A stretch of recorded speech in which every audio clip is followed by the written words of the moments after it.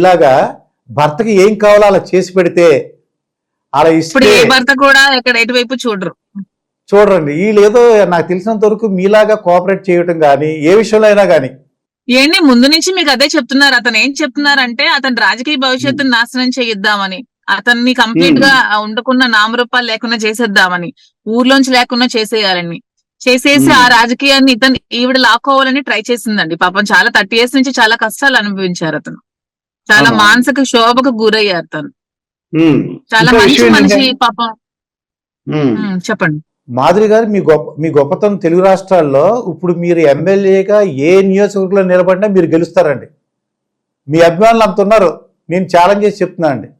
నిజంగా చాలా సపోర్ట్ చేస్తున్నారండి.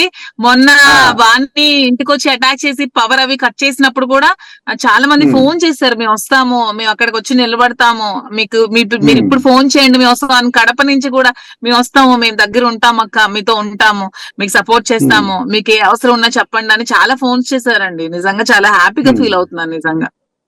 మీకు ఏదన్నా నిజంగానే రాజకీయ ఛాన్స్ ఏమైనా వచ్చింది అనుకోండి, ఏదైనా పార్టీ వాళ్ళు నాకు రాజకీయ ఛాన్స్ అలాగే ఏమి లేదు, కానీ శ్రీనివాస్ గారికి రాజకీయాల్లో సపోర్ట్ చేస్తూ శ్రీనివాస్ గారిని మినిస్టర్ గా చూడాలని నా కోరిక. శ్రీనివాస్ గారిని మినిస్టర్ గా చూడాలనేది నా డ్రీమ్. అతను ఎమ్మెల్సీగా చేశారు, మినిస్టర్ గా చేయాలి, మినిస్టర్ గా చూడాలనేది నా డ్రీమ్. అంతేగాని నాకు ఎమ్మెల్యే అయిపోవాలి, మినిస్టర్ అవ్వాలి, నాకు అలాంటి ఆలోచన లేదు. నాకు మూవీస్ ఇంట్రెస్ట్, ఈ ఫీల్డ్ నాకు ఇంట్రెస్ట్. శ్రీనివాస్ గారిని పొలిటికల్ గా సపోర్ట్ చేస్తూ శ్రీనివాస్ గారిని ఒక మంచి మినిస్టర్ గా టక్కల్లి చూడాలని నా కోరిక, నా డ్రీమ్. అది మీ డాన్స్ అయితే సూపర్ అండి మేడం. మీరు బెల్లీ డాన్స్ కూడా నేర్చుకుంటే బాగుంటుందండి. బెల్లీ డాన్స్ అని చాలా బాగుంటుంది అనమాట. అది మరి మీకు ఇంట్రెస్ట్ ఉందో లేదో తెలియదు కానీ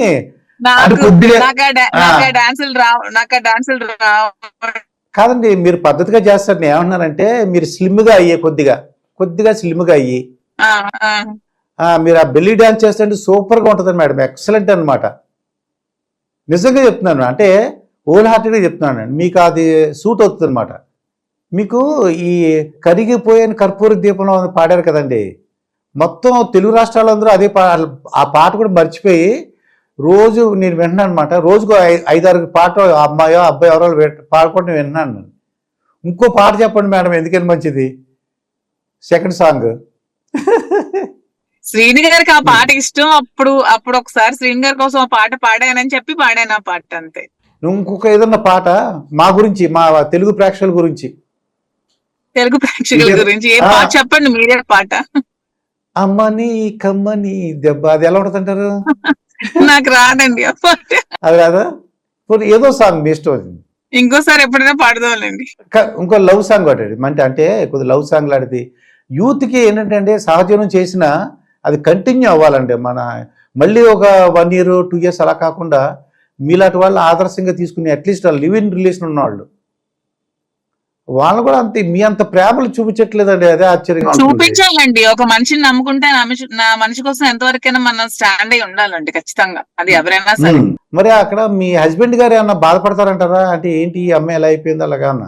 మాకు కూడా మా హస్బెండ్ కి మాకు కొంచెం డిస్టర్బెన్సెస్ ఉన్నాయండి. మా ఇద్దరి మధ్యలో కూడా కొంచెం డిస్టర్బెన్సెస్ మాకు ఉన్నాయి. సో ఈవిడ చేసిన డిస్టర్బెన్సెస్ అవి కూడా ఈవిడ క్రియేట్ చేసిన డిస్టర్బెన్సెస్ వాణి క్రియేట్ చేసినవే. సో అందుకనే మా ఇద్దరం కూడా సెపరేట్ అవుదామని డిసైడ్ అయ్యాం. అతను సో ఇలాంటి డిస్టర్బెన్సెస్ ఉన్నప్పుడు నేను కూడా నీకు సెపరేట్ గా ఉంటాను అని చెప్పేసి తను కూడా ఇచ్చేయడం జరిగింది. నిజంగా అండి, అంటే ఆయన మీ మీద ఉన్న నమ్మకం కానీ మీరంటే ఒక స్వాతంత్రం ఇవ్వడం కానీ అన్ని కూడా చాలా మెచ్చుకోదగిన విషయం అండి. యాక్చువల్లీ వాళ్ళ ఫ్యామిలీ కూడా చాలా మంచి ఫ్యామిలీ అండి. వాళ్ళంతా చాలా మంచి ఫ్యామిలీ, అంతా జుడిషియల్ ఫ్యామిలీ. బాగా సపోర్ట్ చేశారు. కొంచెం ఈవిడ చేసిన డిస్టర్బెన్సెస్ వల్ల అతను కూడా కొంచెం డిస్టర్బ్ అయ్యారు. అలాంటి సిచ్యువేషన్స్ కొన్ని అలా స్టాండ్ అయి ఉండాల్సి వచ్చింది. మరి ఇంకా ఖచ్చితంగా ఇంకా మరి ఇదే కంటిన్యూ చేద్దామని అనుకుంటున్నాను, అంతే. ఇంకా ఇందులో ఇంకొక డెసిషన్ అంటూ లేదు, ఇంకో సెకండ్ డెసిషన్ లేదు. ఇప్పుడు శ్రీనివాస్ గారితో ఏదైనా అంటే ఏదో మీరు హీరోయిన్ అనుకోండి, సార్ హీరో అనుకోండి, ఏదైనా ఒక డైలాగ్ చెప్పగలరా సరదాగా? శ్రీను టైప్ లో అలాగేదన్నా డైలాగ్ అండి. వాసు అని మేము టూర్ వెళ్ళామండి, ఫారిన్ టూర్ వెళ్ళామండి. ఒక ఆవిడ గుంటూరు నుంచి ఉండేవాడు, వాసు అని హస్బెండ్ ని చాలా ఎంకరేజ్ చేసేదండి ఆవిడ. వాసు వాసు అని మేమందరం చాలా నవ్వుకున్నాం అనమాట. ఎంత ప్రేమగా మాట్లాడుతాం. మా ఆవిడలా మాట్లాడేది కాదు, మిగతా ఆవిడొక్కది ఎంత ప్రేమ. వాసు అలా అనమాట అండి. మా శ్రీనివాస్ గారు ఇప్పుడు పవన్ కళ్యాణ్ గురించి ఒకసారి చెప్పండి, మీకు ఏమనిపిస్తుంది పవన్ కళ్యాణ్ గారు? పవన్ కళ్యాణ్ గారికి నేను ఫ్యాన్ అండి, చిన్నప్పటి నుంచి నేను పవన్ కళ్యాణ్ గారికి ఫ్యాన్ ని. తొలి ప్రేమ సినిమా ఒక 20-30 సార్లు చూసుంటాను పవన్ కళ్యాణ్ గారికి. నాకు పవన్ కళ్యాణ్ అంటే చాలా అభిమానం. నేను నాకు జనసేనలో కూడా ఇన్వైట్ చేశారు పార్టీలోకి. ఇంతకు ముందు నేను వైసీపీలోకి జాయిన్ అవ్వక ముందు మా టక్కల్లి నియోజకవర్గం జనసేన ఇన్ఛార్జ్ కనిత కిరణ్ వచ్చి నాకు ఇన్వైట్ చేయడం జరిగింది. కానీ నాకు కొంచెం జగన్మోహన్ రెడ్డి అంటే ముందు నుంచి అభిమానం కాబట్టి, పార్టీ వేరు, సినీ ఇది వేరు, అభిమానం వేరు, రాజకీయం వేరు. రాజకీయంగా నేను జగన్మోహన్ రెడ్డి గారికి అభిమాని కాబట్టి నేను వైసీపీలో జాయిన్ అవ్వడం జరిగింది. కానీ బేసికల్ గా నేను చిన్నప్పటి నుంచి అందరికీ తెలుసు, నాకు నా చదువుకున్న నా క్లాస్మేట్స్ కి అందరికీ తెలుసు నాకు పవన్ కళ్యాణ్ అంటే చాలా ఇష్టం. ప్రతి ఒక్క సినిమా అతను నేను చూసాను. అందులో తొలి ప్రేమ సినిమా అంటే నాకు చాలా ఇష్టం, చాలా సార్లు చూసాను. ఖుషి చాలా సార్లు చూసాను. లిటరల్లీ నేను పవన్ కళ్యాణ్ ఫ్యాన్ ని, చాలా పెద్ద ఫ్యాన్. అంటే జగన్మోహన్ రెడ్డి గారు అంటే రాజకీయంగా 3 పెళ్ళాలు అనేవారండి. అప్పుడు మీకు ఏమనిపించేదండి? జస్ట్ అంటే మీ అభిమానిగా నేను చాలా సార్లు శ్రీనివాస్ గారు కూడా నేను ఈ విషయాలు కామెంట్ చేయకూడదని చెప్పేదాన్ని అండి. ఎందుకంటే ప్రైవేట్ లైఫ్ అనేది చాలా మందికి ఉంటదండి. ఎవరు కరెక్ట్ గా ఉండిపోయారు. పవన్ కళ్యాణ్ నిజాయితీగా బయటికి పెళ్లి చేసుకొని నిజాయితీగా ఉన్నారు. అలాగే నిజాయితీగా లేని వాళ్ళు ఎంతమంది ఉన్నారు? ఎంతమంది బ్యాక్ ఎన్ని పనులు చేస్తున్నారు బయటకు కనిపించుకున్నా. అతను నిజాయితీగా ఫస్ట్ వైఫ్ కి డైవోర్స్ ఇచ్చి భరణం చెల్లించి ఇంకొక పెళ్లి చేసుకున్నారు. ఆమెతో తనకి ఏమి మిస్అండర్స్టాండింగ్స్ వచ్చాయి, ఆమెతో కూడా సరిగ్గా ఆమెకి భరణం చెల్లించి ఆమె పిల్లల్ని కూడా చూసుకుంటూ ఇంకొక పెళ్లి చేసుకున్నారు. నిజాయితీగా నిక్కచ్చిగా ఉన్నాడు కదా మనిషి.